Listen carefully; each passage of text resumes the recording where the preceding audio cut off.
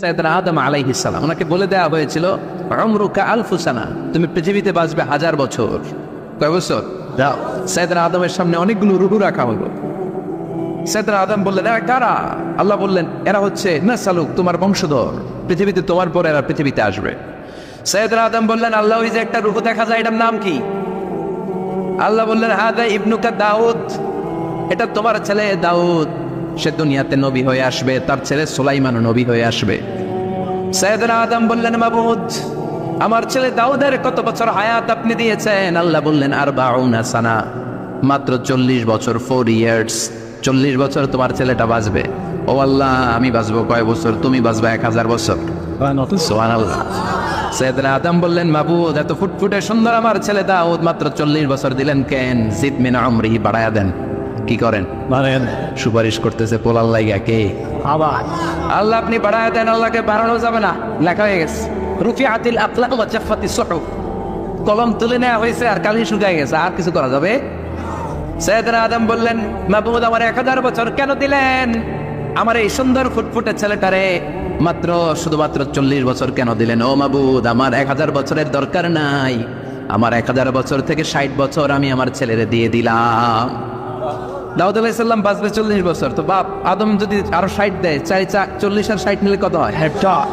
ভালো হিসাব বোঝে, 100। আর আদম আলাইহিস সালাম পেয়েছিলেন 1000 বছর, 60 কমে গেলে রইল কত? 940 বছর পৃথিবীতে থাকার পরে মালাকুল মাউত চলে এসেছে। কারণ এটা on time, the death will come on time, it never late, কখনো দেরি হয় না। আল্লাহ বললেন, লিকুল্লি উম্মাতিন আজালুন ফাইযা জাআ আজালুহুম লা ইস্তাখিরুনা সাআতান ওয়া লা ইস্তাকদিমুন। মৃত্যুর একটা নির্ধারিত সময় আমি বেঁধে দিয়েছি, অন টাইম, অন টাইমেই চলে আসে, 1 সেকেন্ড আগেও আসবে না, 1 সেকেন্ড পরেও আসবে না। 940 বছর বয়সে মালাকুল মাউত এসে হাজির, এসে বলল, জিতু আন আকবাদা রূহাক, রূহ কবজ করতে আসছি।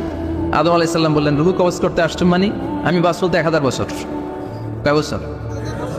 মালাকুল মাউত বললেন, না না, ওই যে আগের কথা স্মরণ করেন, আপনি 60 বছর দিয়ে দিয়েছিলেন। কয় না, আমি দেই নাই, আমি আরো বাঁচুন, আরো 60 বছর পাওনা আছি, আমি দেই নাই। মালাকুল মাউত বললেন, আপনি দিয়েছেন। আদম বলে, দেই নাই। মালাকুল মাউত বলে, আল্লাহ, ঘটনা দেখেন, দিয়া কয় দেই নাই।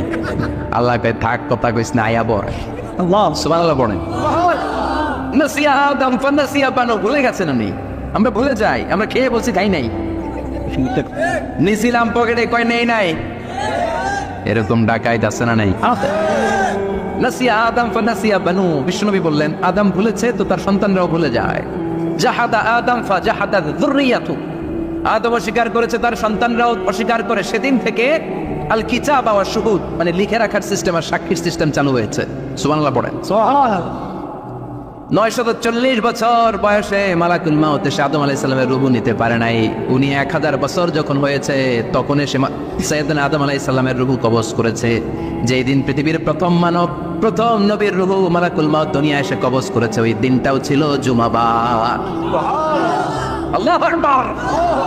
আবার বিষ্ণু বললেন, লা তাকুমুস সাআ ইল্লা ফি ইয়াউমিল জুমআহ ইযা যুলজিলাতিল আরদু জিলজালাহা ওয়া আখরাজাতিল আরদু আসকালাহা ইযা রুজ্জাতিল আরদু রাজ্জান ওয়া বুসাতিল জিবালু বাসসা। কিয়ামতের দিন পৃথিবীটাকে একটা প্রকম্পন দিয়ে কাঁপিয়ে দিবে কে? মারাত্মক একটা ঝাঁকুনি দিবে আল্লাহ, পুরো পৃথিবীটা কেঁপে ভেঙে চুরে খান খান হয়ে যাবে। এই ঝাঁকুনি আর আর্থকোয়েক, ভূমিকম্প এর ঘটনাটা যেদিন ঘটবে, ওই দিনটাও হচ্ছে জুমার দিন। চিৎকার করে পড়েন সুবহানাল্লাহ।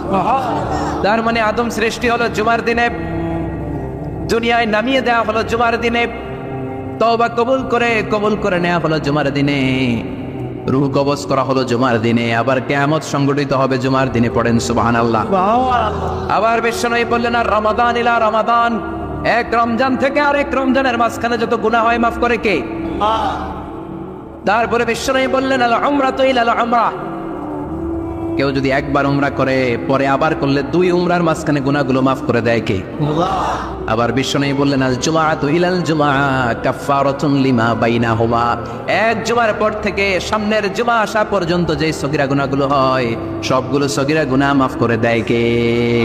রজব শাবানে বরকতে দাও, রমজান মাসে গুনাহ ঝড়াও, সপ্তাহ জুড়ে তুমি বরকতে দাও, জুমার দিনেতে গুনাহ ছড়াও, রজব শাবানে বরকতে দাও, রমজান মাসে গুনাহ ঝড়াও। ঠিক কি না? তার মানে জুমার দিন গুনাহ মাফের দিন। সারা সপ্তাহে ভুল ত্রুটি অন্যায় যা করলাম, জুমার নামাজের বদৌলতে সব গুনাহ মাফ করে দেয় কে? এই দামি দিনটাকে আল্লাহ ইহুদিদের দিতে চেয়েছিলেন, পায় নাই। আলহামদুলিল্লাহ করবেন না? আলহামদুলিল্লাহ। ইখতিলাফ, তারা ইখতিলাফ করে হারাইছে এটা। এই দামি দিনটা রব্বুল আলামিন নাসারাদেরকে দিতে চেয়েছিলেন, ফাখতালাফু, ওরাও ইখতিলাফ করে হারাইছে। এজন্য ইখতিলাফ ভালো জিনিস না খারাপ জিনিস? ভালো। মারামারি ভালো জিনিস না খারাপ জিনিস? আর ঐক্য করা ভালো জিনিস না খারাপ জিনিস? ঐক্য করতে রাজি আছেন? ইহুদিদেরকে আল্লাহ দিতে চাইলেন, ইখতিলাফ করে হারাইছে। নাসারারাও হারাইছে। ফাজাআ আল্লাহু বিনা ফাহাদানা বিহাদা দ্বীন। রব্বুল আলামিন এই দিনটা আমাদেরকে দিলেন, আমরা ইখতিলাফ করি নাই, বিশ্বনবীর হাতে হাত রেখে ঐক্য করে ঘোষণা দিয়েছি জুমার দিন আমাদের সাপ্তাহিক দিন। সুবহানাল্লাহ। বিশ্বনবী বলেন ফাহাদান লিল ইয়াহুদ, সাপ্তাহিক আনন্দের দিন ইহুদিদের জন্য হচ্ছে শনিবার, ইয়াউমুস সাbt, ও বা'দা হাদ লিন নাসারা, আর খ্রিস্টানদের জন্য হচ্ছে রবিবার, আর আমাদের জন্য হচ্ছে শুক্রবার। চিল্লায় পড়েন আল্লাহু আকবার। তার মানে জুমার দিন, জুমাবারের মর্যাদা বেশি না কম? চিল্লায় বলেন বেশি না কম? জুমার দিন সকালবেলা ফজরের নামাজের পর থেকে ফেরেশতারা যতগুলো মসজিদে জুমা অনুষ্ঠিত হয়, ওই মসজিদে ঢোকার প্রতিটা দরজার মধ্যে দাঁড়িয়ে থাকে। কারা কারা আগে আগে জুমার নামাজ পড়ার জন্য মসজিদে যায়, প্রত্যেকের নামগুলো একটা জান্নাতের রেজিস্ট্রি খাতার মধ্যে তুলে নেয়। এই নামগুলো স্পেশালি আল্লাহর কাছে পাঠানোর জন্য। সুবহানাল্লাহ কইবেন না? ডানে বাঁয়ে সামনে পেছনে যতগুলো দরজা, প্রতিটা দরজায় ফেরেশতারা বসে থাকে। কে আগে আসলো নাম তুলে দেয়।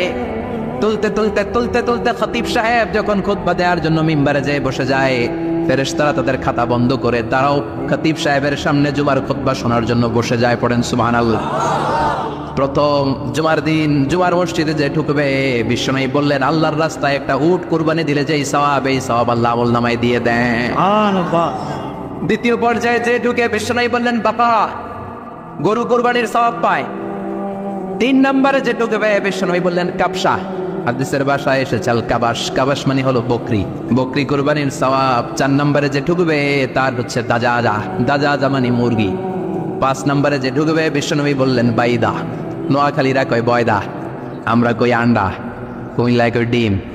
আছে না নাই?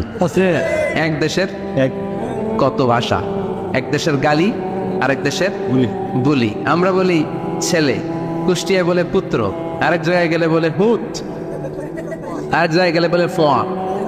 আছে না নাই? এক এলাকায় বলে বেটা ছেলে, ছেলেদেরকে বেটা ছেলে, মরদ ফোয়া, মরদ ফোয়া হইতে না, মরদ ফোয়া হদ্দে। আহা, কি ভাষার বৈশিষ্ট্য! তো যেটারে আমরা বলি ডিম, কোথাও বলে আন্ডা, কোথাও বলে বয়দা। তো এই বয়দা আল্লাহর রাস্তায় দান করে দিলে যেই সওয়াব, পঞ্চম ব্যক্তি ওই সওয়াব পাবে। এই 5 জনের পরে আর লেখালেখি নাই, বাকিদেরটা নর্মাল এন্ট্রি করে সব ফেরেশতারা খুতবা শোনার জন্য বসে যায়। সুবহানাল্লাহ। তো জুমার দিনে আগে আগে যাবেন তো? সবাই রাজি আছেন? চিৎকার করে পড়েন ইনশাআল্লাহ। আলহামদুলিল্লাহ, আমরা এই জুমার দিনটাকে রাষ্ট্রীয় ছুটির দিন হিসেবে পেয়েছি, পাইছি না? 1984 সালে